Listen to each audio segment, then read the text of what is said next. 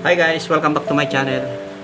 Ngayon mga kawatsador, magbibigay po tayo ng tips ngayon dahil kalimitan po sa na-encounter natin ng mga psycho divers ay palaging pinapasok guys ng tubig kasi kalimitan nakakalimutan ng mga may-ari na i-lock yung kanyang crown. Papakita natin guys. Ayan. Halimbawa guys, yan number 1 sa mga waterproof yung gasket. Ito pong gasket na pag pinagawa nyo, kailangan, kung mapapansin nyo guys, yung label ng gasket, kailangan bilog yan. Bilog guys yan. Para pag ganun ng takip, lapat do sa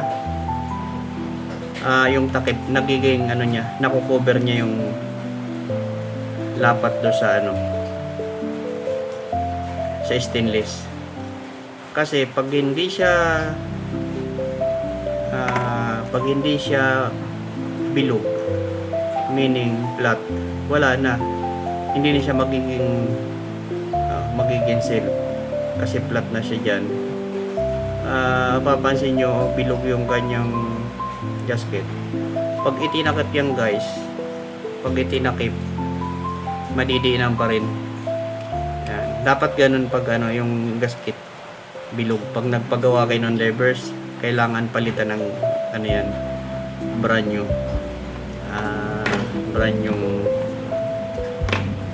tayong pang brand new gasket, kailangan palitan para sure na waterproof yan. Then sa crown naman guys, yung crown naman kasi kalimitan yan, yung mga may-ari nakakalimutan. Halimbawa, na-stock ng itong relo, hindi niya nagamit ng mga 1 week, then susutin niya ngayon, i-adjust niya ngayon ng may-ari. Pag in-adjust ng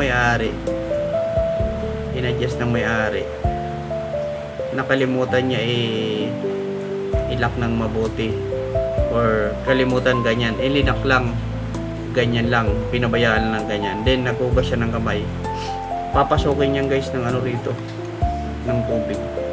Kahit magugas lang, kahit hindi siya may lublub ng sa tubig, maghugas lang, papasukin niyan kasi yan dito, direct yan dito na tutulay yung tubig. Yan umpisa na guys yan na magkaroon ng moist. Yun ang kalimitan na encounter na na in-adjust daw, then hindi na ilock. Yan. Kailangan guys, sure na pag in-adjust mo yan, screw down yan. Kailangan nakalock siya ng mabuti yan. Then ito naman, kailangan maganda pagka maganda yan guys. Yan. Pit na pit yan para hindi siya pasukin ng tubig. Palaging tandaan nyo guys, itong crown, pag nag-adjust kayo ng huwag nyo pababayaan na hindi babalik yun. Make sure na talagang yan, fitted yung pagkakalak nya. Yan. Kaya sinasabing waterproof, kahit ilang ilang meters sa tubig. Yan. 150 meters, 200. Yung tip lang guys sa mga mayroong mga diver watch, kailangan talagang naka-screw down. Model po nito 6309. Shout out nito sa may-ari nito, yung Mario Garces. Yan. Matagal na sa atin to itong to nagawa. Yan. Ayos na.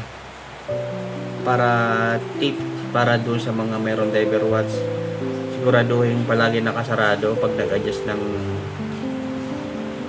oras, para make sure na waterproof ang inyong relo. Pag hindi nyo sinarado yan, maghugas lang ngayon ng kamay, talagang papasukin yan. Ilang mga kawatsador ang tip natin. Make sure na palagi nakalock ang crown, screw down ng inyong diver watch. Yan. Then, siyempre, yung mga gasket kailangan fit pa rin. Okay? Yan guys, maraming salamat hanggang dito lang po. Bye bye.